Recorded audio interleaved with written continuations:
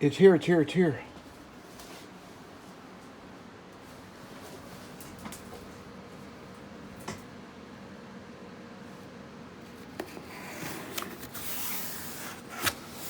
But before I show you, I just wanted to tell you about the two knives I'm working on.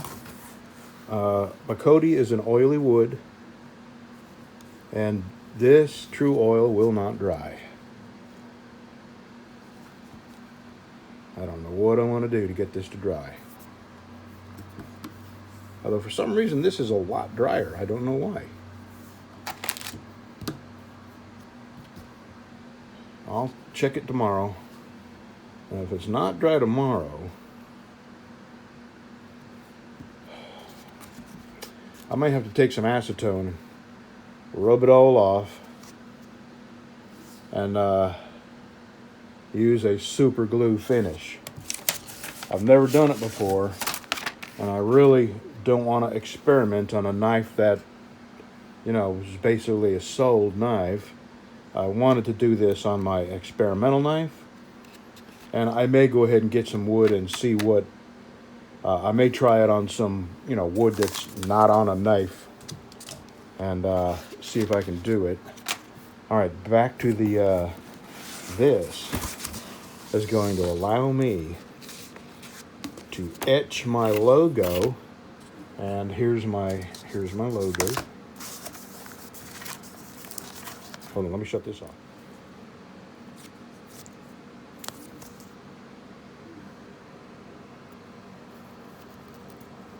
There's my logo. That will be etched onto blades from now on, right about here. But I have to do that before I put the handles on. There's no room otherwise. So I finally have a maker's mark on the blade. And Ricky's son is making me a BC Blades logo leather stamp. And I've already paid him. He said I should have it in a couple of weeks. So I'm getting there. This is an electro etching machine. And what it does is etch your logo into metal. You can use it on AC or DC. You control the depth of your etch. If you have it on AC, you control the darkness of your etch. And there's a lot of options here that making your own doesn't offer you. Plus, you know, if I made everything I needed, I'd never get to make knives. So I had a lot of people tell me, you can make that. Well, yeah, I know I can make it. I've done a lot of research. I can make my own etching stuff. I can make my own etching machine, but I don't want to. My free time, I want to spend making knives, not making etching machines. So that's why I bought one. And it is tax deductible. I do pay taxes on these knives, just because it's the right thing to do. And you do not want trouble with the IRS, I'm telling you. Even when I was in the trucking, if I had a deduction that I thought might raise a red flag, I just didn't deduct it. It's not worth the hassle. I'd rather pay them a few extra dollars than take years off of my life worrying about an audit. So it's just easier to do the right thing and err on the side of caution than it is to ever get tangled up with the IRS. That's the way I see it. Some people want to take the chance, and that's the way they live their life. And me, I like to sleep good at night knowing that even if I did have an IRS audit, I'd have no problem passing it because I have receipts for every dime I've spent. And if they say it's not a legitimate expense, fine, throw it away, you know. I mean, I'll pay a few more dollars in taxes. I don't care. I've been paying taxes since I was 17. Actually, do you pay taxes in the Army? I don't think so.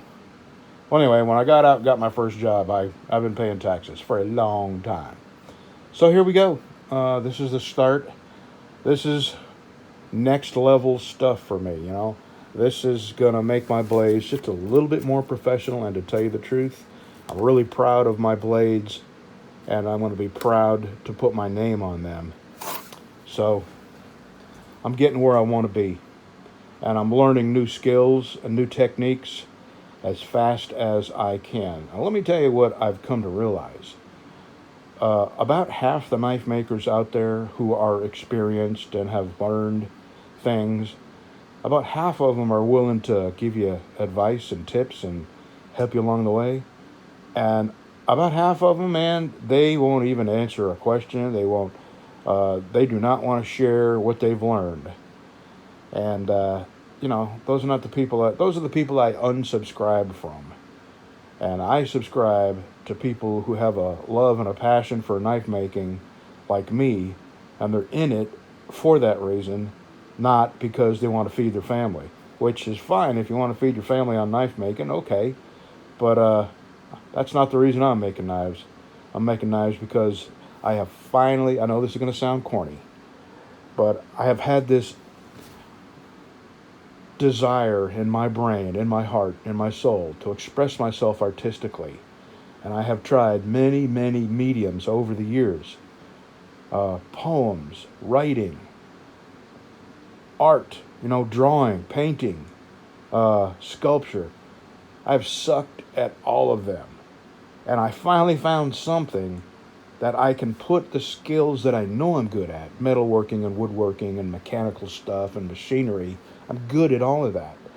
And I have finally figured out a way to combine all the things that I'm good at and make something that satisfies that bug in me that really craves to create something artistic or pretty to look at. Something that I'm proud of. I'm 60 years old, and it took me this long to come across this, and I'm really happy that I found it, and I'm really happy that I have gotten to the level that I'm at, because this means more to me than you could probably understand. But anyway, I'm going to keep on learning and keep on getting better, and here's a perfect example. I'm learning something. This is not the end of these knives by any means, but I may have to back up a little bit and figure out another plan. And by back up, I mean take some acetone and get all this finish off of this and start all over, which is not a big deal. It's just, a setback. I'm going to let these set here for a couple of days. This is its second day, and it's still tacky. I'll give it a couple more days. Today is Monday. Wednesday night, if these aren't dry, Thursday morning, I'm taking them out to the shop and go back to bare wood. And I have been told that this wood is such an oily wood that you can sand it up to a couple thousand and then put it on a buffer, and it'll look like it's been polished.